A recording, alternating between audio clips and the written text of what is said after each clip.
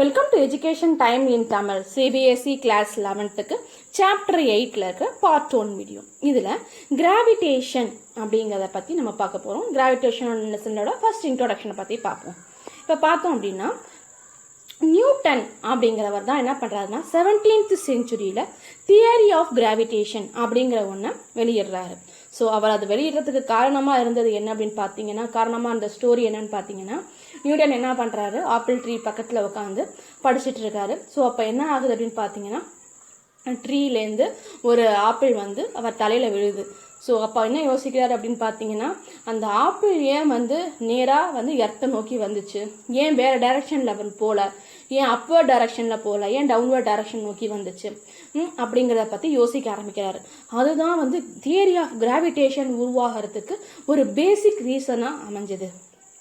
அப்புறம் அவர் என்ன சொல்றாரு, நிறைய விஷயங்கள் சொல்லியிருக்காரு about motion of celestial and terrestrial object. அதாவது செலஸ்டியல் டெரஸ்ட்ரியல் ஆப்ஜெக்டோட மோஷன் மூவ்மெண்ட் எப்படி இருக்கிறது அப்படிங்கிறத பற்றி நிறைய விஷயங்கள் அவர் சொல்லியிருக்காரு. அப்புறம் நியூட்டன்ஸ் லா அப்படிங்கிறத வெளியிட்டாரு. ஸோ அந்த நியூட்டன்ஸ் லா நிறைய விஷயங்களுக்கு, நிறைய கொஷின்ஸுக்கு நிறைய விளக்கங்களை தந்தது, நிறைய ஆன்சர்ஸை கொடுத்துச்சு. ஸோ நியூட்டன்ஸ் லா ஆன்சர் மெனி கொஷின் ரைஸ்டு. நிறைய கொஷின்களுக்கு இந்த நியூட்டன்ஸ் லா ஒரு விளக்கமாக இருந்தது அப்படின்னு சொல்லலாம். சரி, இப்போ நியூட்டன்ஸ் வெளியிட்டார் இல்லையா 17th century theory of gravitation. அதுக்கு முன்னாடியே நிறைய விஷயங்கள் அவருக்கு பேசிக்கான அஸ்ட்ரானமி பற்றின நிறைய விஷயங்கள் அவருக்கு பேசிக்கான விஷயமா கிடைச்சிச்சு. ஸோ அப்போ அதெல்லாம் கண்டுபிடிச்ச சயின்டிஸ்டை பற்றிலாம் நம்ம கொஞ்சம் பார்ப்போம். இப்போ ஃபர்ஸ்ட் பார்த்தீங்க அப்படின்னா தாலமி 2nd செஞ்சுரியில் அப்போ அந்த அஸ்ட்ரானமி அப்படிங்கிற பற்றின ஒரு விஷயம் யாருக்குமே தெரியாது. ஓகேவா, அஸ்ட்ரானமி செலஸ்டியல் ஆப்ஜெக்ட்லாம் எப்படி இருக்குது, அதோட இயக்கம் எல்லாம், அதோட மோஷன்லாம் எப்படி இருக்குது அப்படிங்கிற பற்றிலாம் யாருக்குமே தெரியாது. பட் நம்ம எல்லாருக்குமே ஒரு இன்ட்ரெஸ்ட் இருக்கும். நம்ம மேலே வானத்தை பார்க்கும் பொழுது ஸ்டார்ஸு, மூனு, சன்னு இதெல்லாம் பார்க்கும் பொழுது ஒன்று எப்படி அதோட ஸ்ட்ரக்சர்லாம் இப்படி இருக்குது, ஸ்டார்ஸ் ஏன் ட்விங்கிள் ஆகுது, ஒவ்வொரு நாளும் நம்ம ஒரு கண்டினியூவாக நம்ம பார்த்தோம் அப்படின்னா ஒவ்வொரு ஸ்டார் நேற்று பார்த்தது இன்னைக்கு இல்லை, எப்படி அதெல்லாம் மாறுது அப்படிங்கிற ஒரு இன்ட்ரெஸ்ட் நமக்கு எப்போதுமே இருக்கும். அந்த மாதிரி இவர் என்ன பண்ணுறாரு அப்படின்னு பார்த்தீங்கன்னா, ஃபர்ஸ்ட் 2nd செஞ்சுரியிலேயே அவர் செலஸ்டியல் ஆப்ஜெக்ட்லாம் பற்றி அப்சர்வ் பண்ண ஆரம்பிச்சார். ஸோ அப்போ என்ன பண்ணுறாரு, ஜியோசென்ட்ரிக் மாடல், எந்த விதமான ஒரு ஐடியாவுமே இல்லாதப்ப இவர் என்ன பண்ணியிருக்காரு, ஜியோசென்ட்ரிக் மாடல் அப்படிங்கிற ஒன்றை வெளியிட்டிருக்காரு. அதில் என்ன சொல்லியிருக்காரு அப்படின்னு பார்த்தீங்கன்னா, all celestial object such as the sun, star and the planets revolve around the earth in circular motion. அதாவது celestial object planet, star, sun இதெல்லாமே என்ன ஆகுது அப்படின்னு பார்த்தீங்கன்னா, எர்த்தை சென்டரா வச்சுக்கிட்டு நம்ம எப்படி சுற்றி வருது, சர்க்குலர் மோஷனில் சுற்றி வருது அப்படின்னு சொன்னார் 2nd செஞ்சுரியிலேயே தாலமி. ஓகேவா, அப்போ அதுதான் ஒரு பெரிய விஷயமா இருந்தது, ஒரு முக்கியமான கண்டுபிடிப்பாக இருந்தது, அப்போ ஏற்றுக்கிற விஷயமா இருந்துச்சு. ஸோ அப்போ எர்த்து தான் சென்டர். ஸோ பிளானட், சன்னு, ஸ்டார் எல்லாமே சுற்றி வருது அப்படிங்கிறது தான் ஜியோசென்ட்ரிக் மாடல். ஆனால் நடுவில் என்ன பண்ணினோம்னா, நம்ம இந்திய அஸ்ட்ரானமர் 5th செஞ்சுரியில் ஒன்று கண்டுபிடிச்சார். யார், ஆரியப்பட்டர் அப்படிங்கிறவர் 5th செஞ்சுரியில் கண்டுபிடிக்கிறார் ஹீலோசென்ட்ரிக் மாடல். அவரோட மாடலுக்கு ஆப்போசிட்டாக அவனு கண்டுபிடிக்கிறார். என்னென்னா ஹீலோசென்ட்ரிக் மாடல் அப்படிங்கிறது. அவர் என்ன சொல்லிட்டு போயிருக்காரு அப்படின்னு பார்த்தீங்கன்னா, இது நம்ம அஸ்ட்ரானமியில் நம்ம தெரிஞ்சுக்கிட்ட விஷயம். என்ன சொல்லியிருக்காரு அப்படின்னு பார்த்தீங்கன்னா, ஆல் செலஸ்டியல் ஆப்ஜெக்டான சன்னு, ஸ்டாரு, பிளானட் இதெல்லாம் என்ன ஆகுது அப்படின்னு பார்த்தீங்கன்னா, எர்த்து எல்லாமே சன்னை சென்டரா வச்சு தான் ஒரு சர்க்குலர் ஆர்பிட்ல சுற்றி வருது, சர்க்குலர் மோஷனில் சுற்றி வருது அப்படிங்கிறத ஆரியப்பட்டர் நம்ம இந்தியன் அஸ்ட்ரானமியில் சொல்லியிருக்காரு. ஓகேவா, ஸோ இதை நம்ம நடுவில் தெரிஞ்சுக்கணும். 5th செஞ்சுரியிலேயே நம்ம இதை ஜியோசென்ட்ரிக் மாடல், ஹீலோசென்ட்ரிக் மாடலில் கொண்டு வந்துட்டோம். ஸோ 5th செஞ்சுரியில் இந்தியன் அஸ்ட்ரானமர் என்ன பண்ணியிருக்காருன்னு பார்த்தீங்கன்னா, ஹீலோசென்ட்ரிக் மாடல் அப்படிங்கிறத ஒன்று ஆரியப்பட்டர் கொண்டு வந்திருக்காரு. All celestial object such as the stars, earth and the planets revolve around the sun in circular motion. circular motion சுற்றி வருதுன்னு சொல்லிட்டாரு. அப்புறம் என்ன பண்ணுறாங்க அப்படின்னா, கோப்பர்னிக்கஸ் 15th செஞ்சுரியில் ஹீலோசென்ட்ரிக் மாடல் அப்படிங்கிற ஒன்றை கொண்டு வராரு. இவரோட மாடல் தான் வேர்ல்டு லெவலில் பிரபலமாகுது. ஸோ அதனால தான் அப்படி தெரியுது உங்களுக்கு, கோப்பர்னிக்கஸ் 15th செஞ்சுரி தான் தெரியுது. ஸோ அதுக்கு முன்னாடியே நம்ம என்ன பண்ணியிருக்கோம், 5th செஞ்சுரியிலே ஹீலோசென்ட்ரிக் மாடலை பற்றி சொல்லியாச்சு இந்தியா அஸ்ட்ரானமர். ஓகேவா, அதை சொன்னது தான், அதாவது ஆரியப்பட்டர் சொன்னது தான் இவரும் சொன்னார் 15th centuryல ஹீலோசென்ட்ரிக் மாடல்ங்கிறது. All celestial objects such as the star, earth and the planet revolve around the sun in circular motion. Circular மோஷன்ல சுத்தி வருது அப்படிங்கறத கோப்பர்னிக்கஸ் சொல்றாரு. அப்புறம் பிராஹே அப்படிங்கிறவர் என்ன பண்றாருன்னு பாத்தீங்கன்னா 1546லேருந்து 1601 வரும் அவரோட லைஃப் டைம் பீரியடு.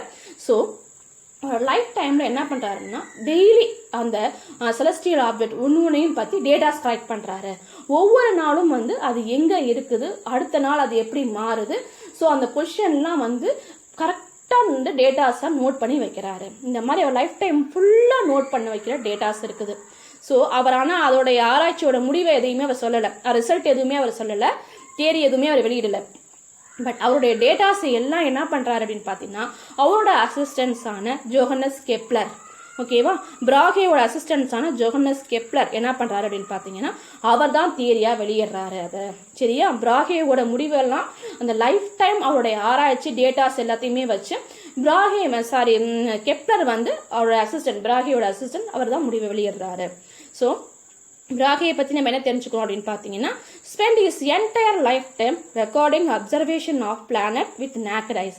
வெறும் கண்ணாலே என்ன பண்றாரு, பிளானட்லாம் பார்த்து டேட்டாவெல்லாம் நோட் பண்ணி வைக்கிறாரு. His complete data were later analysed by his assistant Johannes Kepler. அவருடைய அசிஸ்டன்ட் கெப்லர் தான் வந்து என்ன பண்றாருன்னு பார்த்தீங்கன்னா அதுக்கப்புறம் அவரோட டேட்டாவெல்லாம் வந்து அனலைஸ் பண்ணி லாவா வெளியிடுறாரு. அதுதான் கெப்லர்ஸ் லா அப்படின்னு நம்ம படிக்க போறது. பட் இவர் என்ன சொல்றாரு அப்படின்னு பார்த்தீங்கன்னா இவர் 1571 1640 வரணும் இருக்காரு. ஸோ இவர் ஹி எக்ஸ்ட்ராக்ட் 3 எலிகண்ட் லா, முக்கியமான 3 லாவை வெளியிடுறாரு. ஓகே, ஒரு டேட்டா வச்சு from the data of Brahe. This laws are known as Kepler's law. உடைய லாவை தான் என்ன சொல்றோம், கெப்லர் லா அப்படின்னு சொல்றோம்.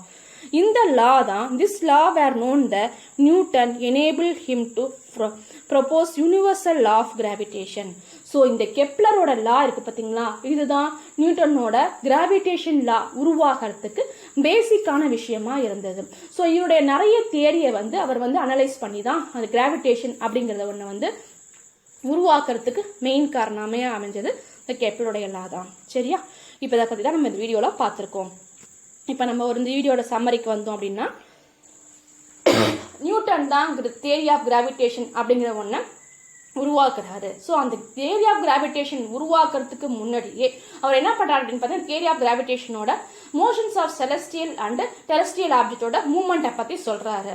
ஸோ அந்த மூவ்மெண்ட்டை வந்து எப்படி வந்து அவர் அனலைஸ் பண்ணாரு அப்படின்னு பார்த்தீங்கன்னா அதுக்கு முன்னாடியே அதை பற்றின நிறைய விஷயங்கள், செலஸ்டியல் ஆப்ஜெக்ட் பற்றி நிறைய விஷயங்களை வந்து பல சயின்டிஸ்ட் வந்து கண்டுபிடிச்சிருக்காங்க. 2nd centuryல பார்த்தோம்னா டாலமி வந்து ஃபர்ஸ்ட் ஜியோசென்ட்ரிக் மாடல் அப்படிங்கிற ஒன்றை கொண்டு வந்தாரு. இவர் தான் வந்து என்ன அப்படின்னு பார்த்தீங்க அப்படின்னா ஜியோசென்ட்ரிக் மாடல்ங்கிறது தான் ஃபர்ஸ்ட் செலஸ்டியல் ஆப்ஜெக்டை பற்றி கிடைச்ச ஐடியா. ஓகே, அதுக்கு நடுவில் வந்து நம்ம இந்தியன் அஸ்ட்ரானமியை பார்த்தோம் அப்படின்னா ஆரியப்பட்டர் அப்படிங்கிறது 5th centuryலே வந்து ஹீலோசென்ட்ரிக் மாடலை கொண்டு வந்திருந்தாரு. ஹீலோசென்ட்ரிக் மாடல் படி என்னன்னு பார்த்தீங்கன்னா சன்னு தான் சென்டரு, அதை சுற்றி தான் எர்த்து, பிளானட்ஸு, ஸ்டார்ஸ் எல்லாம் சுற்றி வருது அப்படின்னு சொன்னார். பட் ஆனால் டாலமி என்ன சொன்னார் அப்படின்னு பார்த்தீங்கன்னா சென்டரில் இருக்கிறது வந்து எர்த்து, அதுதான் ஜியோசென்ட்ரிக் மாடல்.